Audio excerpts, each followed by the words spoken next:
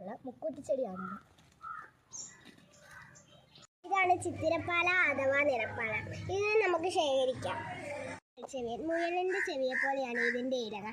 അതുകൊണ്ടാണ് ഇതിനെ മുയൽ ചെവിയൻ എന്ന് വിളിക്കുന്നത്.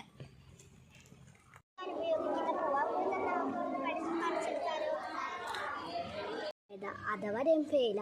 ഇത് ബിരിയാണിക്ക് രുചി കൂട്ടാൻ ഉപയോഗിക്കുന്നു. ഒരുപാട് ഔഷധ ഗുണങ്ങളുണ്ട് ഇതിന്. ആർത്തവ സംബന്ധമായ രോഗത്തിനും വേദന, അമിത രക്തസ്രാവം എന്നീ രോഗത്തിനും ഇത് ഫലപ്രദമാണ്. നെല്ലിയും പൂവാങ്കുഴലും നമുക്ക് പറിച്ചെടുത്താലോ?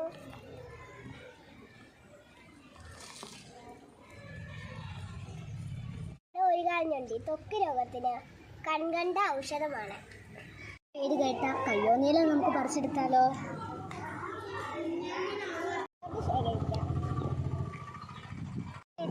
ശേഖരിക്കാം.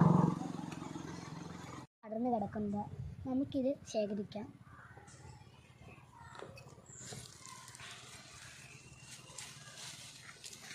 ഏറെ ഗുണം ചെയ്യുന്ന കറ്റാർവാഴ നമുക്ക് ഇവിടുന്ന് ശേഖരിക്കാം. ഫലപ്രദമായ ചങ്ങമ്പരണ്ടിയാണിത്. നമുക്കിത് ശേഖരിക്കാം. പ്രമേഹത്തിന് ഫലപ്രദമായ ചെറുകുട നമുക്ക് ശേഖരിക്കാം.